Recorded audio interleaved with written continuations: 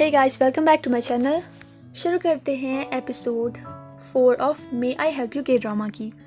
तो last episode में एक प्रेग्नेंट लेडी की डेथ की न्यूज़ आती है। इस एपिसोड की शुरुआत वहीं से होती है। सारी सिटीजन्स इस न्यूज़ से घबरा जाते हैं। विक्टिम के घर का सीन दिखाते हैं जहाँ पर खून के निशान दिखते हैं। लास्ट एपिसोड में बात की थी कि जिप्सा एक प्रेग्नेंट लेडी की हेल्प करता है, तो वही सीन दोबारा हमें कंटिन्यू यहाँ पर दिखाया जाता है। प्रेग्नेंट लेडी पहले थोड़ा घबराती है, लेकिन फिर वो जिप्सा से कहती है कि ये सेब जो है वो फ्यूनरल होम में डिलीवर करने हैं। उधर फ्यूनरल होम में फ्यूनरल की तैयारी की जाती है। सभी लोग फूल और सेब चढ़ाते हैं। प्रेग्नेंट लेडी का हस्बैंड वहाँ बैठा रो रहा होता है। दोंगजू भी एक सेब की पेटी लेकर वहाँ पहुँचती है। वो अपने बॉस से पूछती है कि यहाँ इतने सारे लोग कौन आए हैं, तो वो उसे बताता है कि वो एक मिनिस्टर और उनकी पार्टी है। दोंगजू के पेट से भूख की वजह से आवाज़ आती है। उसका बॉस हंसकर उससे पूछता है कि क्या उसने कुछ नहीं खाया। वो उसे बताते हैं कि उन्हें चीफ मोर्नर यानी कि प्रेग्नेंट लेडी के हस्बैंड की फिक्र हो रही है, क्योंकि उसने पानी की एक बूंद तक नहीं पी है। दोंगजू एक सेब उठाती है और वहाँ से चली जाती है। जिप्सा वहाँ सेब की थैलियों के साथ पहुँचता है। वहाँ का माहौल देखकर जिप्सा भी उदास हो जाता है। वो विक्टिम की फ़ोटो के आगे फूल चढ़ाता है, उसके हस्बैंड को ग्रीट करता है और वहाँ से जाने लगता है। दोंगजू का बॉस जिप्सा से एक सेब की थैली दोंगजू तक डिलीवर करने की रिक्वेस्ट करता है और खुद चीफ मोर्नर के पास चला जाता है। वो उसे खाना खाने को रिक्वेस्ट करता है, लेकिन चीफ मोर्नर खाना नहीं खाता। वहाँ दोंगजू डेड बॉडी के साथ होती है। वो उसकी आत्मा से इंटरेक्ट करने के लिए उसके फेस को टच करती है। फिर दोंगजू और उस लेडी की आत्मा का इंटरेक्शन दिखाया जाता है।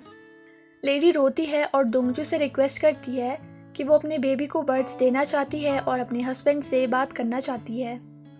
दूसरे रूम में उसका हस्बैंड अपनी वॉच देखकर वो दिन याद करता है जब उसकी वाइफ ने उसे ये वॉच गिफ्ट की थी। उसकी वाइफ उसे बताती है कि इस वॉच का मतलब है वो हमेशा उसके साथ रहना चाहती है। दोनों प्रॉमिस करते हैं कि वो कभी भी ब्रेकअप नहीं करेंगे और हमेशा साथ रहेंगे। वो उसे प्रॉमिस करता है कि वो इस वॉच को हमेशा पहनेगा। ये सब याद करके उसे और ज़्यादा रोना आ जाता है। फिर वो विटनेसिंग रूम की तरफ जाता है। वो उस रूम का दरवाज़ा खोलने ही वाला होता है, लेकिन ऐसा नहीं करता और चुपचाप वहाँ से चला जाता है। जिप्सा दोंगजू को सेब डिलीवर करने के लिए उसे ढूंढ रहा होता है। वो उस कमरे के बाहर पहुँचता है जहाँ दोंगजू और डेड लेडी की आत्मा है।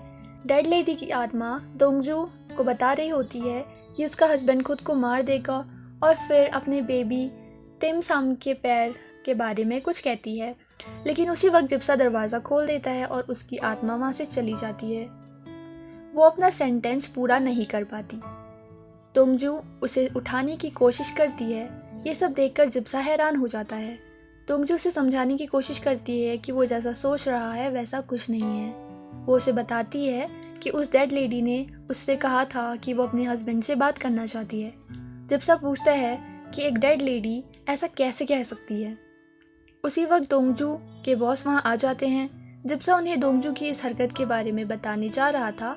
दोंगजू खुद को बचाने के लिए उसे ये सीक्रेट शेयर कर देती है कि वो आत्माओं से बात कर सकती है, लेकिन जिप्सा उसका यकीन नहीं करता।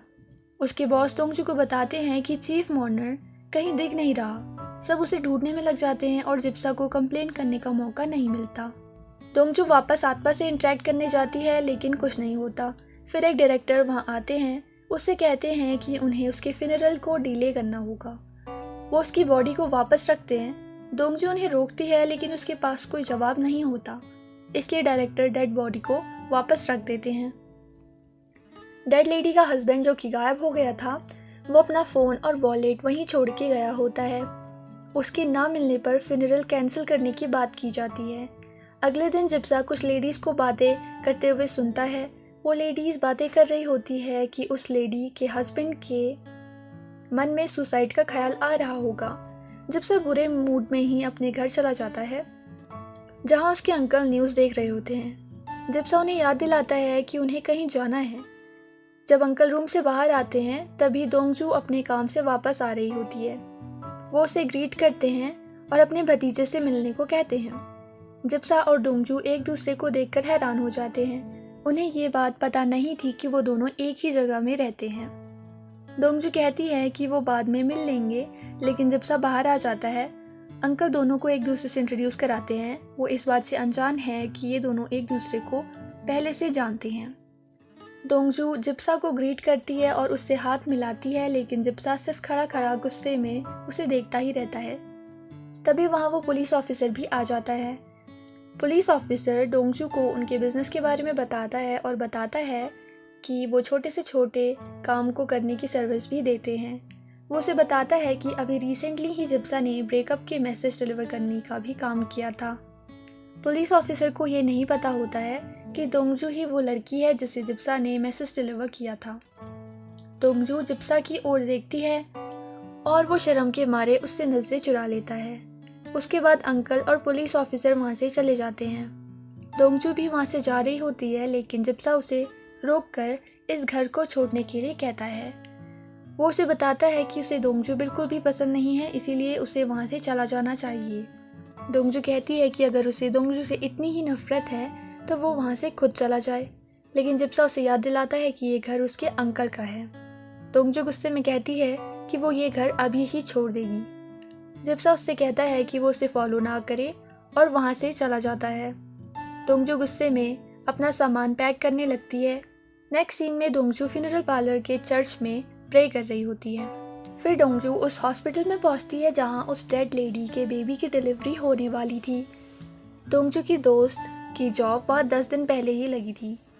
दोंगजू अपने दोस्त से उस लेडी की इन्फॉर्मेशन मांगती है, लेकिन उसकी दोस्त ऐसा करने से मना कर देती है क्योंकि पेशेंट की इन्फॉर्मेशन आउटसाइडर से शेयर करना मना होता है। वो दोंगजू से पूछती है कि उसे बेबी के पैर के बारे में जानने की इतनी इच्छा क्यों है। वो उसे बताती है कि बेबी के लेग्स नॉर्मल है। दोंगजू कहती है कि क्या इसे रिपोर्ट्स देखनी आती भी है या नहीं। इस बात से दोंगजू की दोस्त ऑफेंड हो जाती है। वो अपनी एबिलिटीज़ की तारीफ करती है और वो इन्फॉर्मेशन देने से मना कर देती है। दोंगजू उसे एक हैंडसम लड़के की फ़ोटो दिखाती है तो उसकी दोस्त इन्फॉर्मेशन शेयर कर देती है। उसकी दोस्त उससे पूछती है कि वो विक्टिम के घर क्यों जाना चाहती है, लेकिन दोंगजू उसे जवाब दिए बिना ही वहाँ से भाग जाती है। दोंगजू विक्टिम के घर पहुँचती है। वहाँ पुलिस आ जाती है और उससे पूछती है कि वो वहाँ क्या कर रही है। दोंगजू कोई जवाब नहीं दे पाती। जिप्सा का दोस्त जो कि पुलिस ऑफिसर था वो भी वहाँ आ जाता है। दोंगजू को ड्रिंक ऑफर करता है और उसे समझाता है कि उसे ऐसे खतरनाक काम नहीं करने चाहिए। वो उसे बताता है कि जो लोग सिंसियर होते हैं उनकी विश ज़रूर पूरी होती है। वो उससे कहता है कि उसे फिक्र करने की ज़रूरत नहीं है और वो आदमी जो कि खो गया है वो जल्द ही वापस आ जाएगा। नेक्स्ट सीन में दोंगजू ड्रिंक कर रही होती है और उस लेडी के बारे में ही एक आर्टिकल पढ़ रही होती है। वो सोचती है कि वो लेडी तेंगसांग के पैर के बारे में क्या कहने वाली थी। तभी जिप्सा भी वहाँ आ जाता है। वो एक डिश जो कि उसके अंकल ने उससे मंगाई थी उसका ऑर्डर करता है, लेकिन दोंगजू को देखते ही वहाँ से चला जाता है। दोंगजू उसे रोकती है और आर्टिकल दिखाती है। जिप्सा उसे वार्न करता है कि वो चीफ मॉर्नर के मिलते ही दोंगजू को रिपोर्ट करने वाला है। दोंगजू कहती है कि उसे इस बात की परवाह नहीं है, उसके लिए चीफ मॉर्नर को ढूंढना ज़रूरी है। वो उसे रेड लेडी के साथ की गई बातें बताती है और उनके होने वाले बच्चे का नाम भी बताती है, जो कि उन हस्बैंड वाइफ के अलावा और किसी को नहीं पता होता है। दोंगजू जिप्सा को बताती है कि वो सच में आत्माओं को देख सकती है और उनसे बातें कर सकती है। वो जिप्सा को ब्लेम करती है कि अगर उसने उस वक्त वो दरवाज़ा नहीं खोला होता तो अभी तक मिसिंग चीफ मॉर्नर मिल भी गया होता। दोंगजू कहती है कि वो जिप्सा को फॉलो नहीं कर रही है, बल्कि जिप्सा उसे फॉलो कर रहा है, और इतना कह के वो वहाँ से चली जाती है। घर पहुंचकर जिप्सा गुस्से में दोंगजू के बारे में बोले जाता है, लेकिन उसके अंकल उसे डांटते हैं कि उनकी मंगाई हुई डिश कहाँ है। जिप्सा वापस डिश लेने के लिए चला जाता है। दोंगजू टेनिस कोर्ट में होती है जहाँ उसके दोस्त भी होते हैं। दोंगजू वहीं सोफे में सोने लग जाती है। उसके दोस्त पूछते हैं कि वो यहाँ इस तरह परेशानी में क्यों सो रही है। दोंगजू कहती है कि उसे कभी कभी परेशान होना पसंद है। तो वो बताती है कि उसे घर से बाहर निकाल दिया गया है। वो सोने की कोशिश करती है, लेकिन उसके दोस्त बार बार उसे उठा करके सवाल पूछते रहते हैं। वो बताती है कि वो घर उसी लड़के का था जिसने उसके ब्रेकअप का मैसेज डिलीवर किया था। फिर दूसरी दोस्त बताती है कि टेनिस कोर्ट में कल कंस्ट्रक्शन का काम चलने वाला होता है। दोंगजू के पापा का कॉल आता है। वो दोंगजू से पूछते हैं कि क्या उसे वहाँ डर तो नहीं लग रहा, क्या उसने दरवाज़ा लॉक किया वगैरह वगैरह। दोनों एक दूसरे से झूठ बोलते हैं कि वो घर में हैं। दोंगजू टेनिस कोर्ट में होती है और उसके पापा अभी भी ड्यूटी में ही होते हैं। दोंगजू और जिप्सा दोनों अपने अपने फ़ोन में उन हस्बैंड वाइफ के बारे में आर्टिकल पढ़ते हैं। नेक्स्ट सीन में दोंगजू अपने दोस्तों के साथ एक कैफ़े में स्ट्रॉबेरी शेक पी रही होती है। उसकी दोस्त उसे बताती है कि दोंगजू बिल्कुल उसकी आंटी की तरह है, जो अचानक से खुश हो जाती है, अचानक से उदास, अचानक से गुस्से में और अचानक से शांत। दोंगजू कहती है कि वो हर वक्त बुरे मूड में रहना एक वेस्ट समझती है। दूसरी दोस्त उससे एग्री करती है और पास ही की एक जगह जहाँ बहुत अच्छे मैकरून मिलते हैं वहाँ चलने का प्लान बनाती है। जिप्सा और दोंगजू दोनों अपने अपने फ़ोन में एक आर्टिकल पढ़ते हैं जिसमें लिखा होता है कि एक ब्रिज के किनारे एक 20 साल के लड़के की डेड बॉडी मिली है। दोनों घबरा जाते हैं। जिप्सा अपनी गाड़ी में अपने घर की तरफ जा रहा होता है।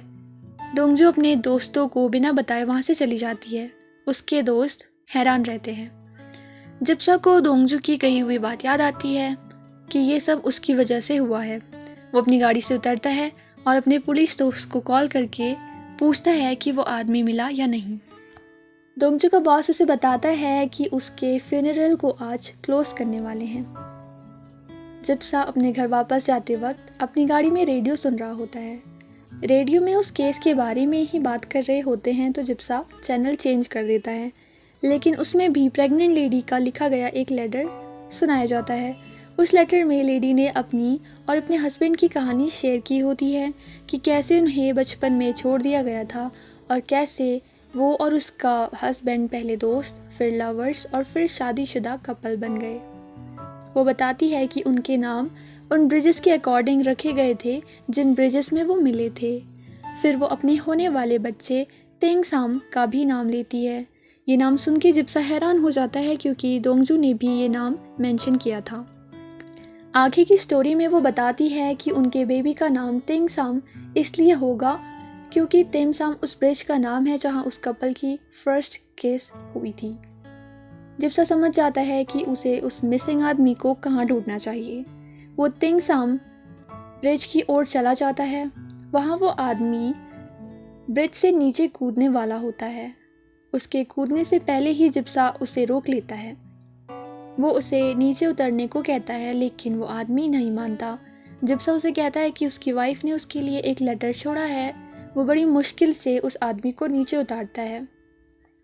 आगे दिखाते हैं कि डेड लेडी का वो लेटर रेडियो तक दोंगजू ने पहुंचाया था और उसी ने उस लेटर को जल्दी टेलीकास्ट करने की रिक्वेस्ट की थी। उसे ये उम्मीद थी कि शायद अपनी वाइफ का ये लेटर सुनकर वो आदमी वापस आ जाए।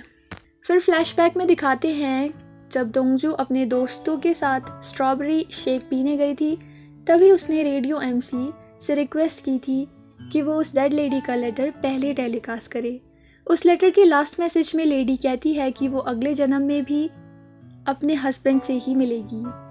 उस आदमी को वापस फ्यूनरल होम में लाया जाता है। वो अपनी वाइफ के लिए फ्रूट्स को स्क्वीज़ करके ट्रेडिशनल तरीके से जूस बना रहा होता है। दोंगजू के बॉस कहते हैं कि शायद इस लड़के को भगवान ने उस लड़की की माँ की जगह भेजा है। वो आदमी अपनी वाइफ की बॉडी के पास जाता है, रोते हुए उससे कहता है कि हम दोबारा मिलेंगे। अब दोंगजू को सिर्फ 12 लोगों की विशेस और कंप्लीट करनी है। नेक्स्ट सीन में दिखाया जाता है कि जिप्सा के अंकल कहीं जा रहे होते हैं। जिप्सा घर में अकेला होता है। उसे एक बच्चा दिखाई देता है।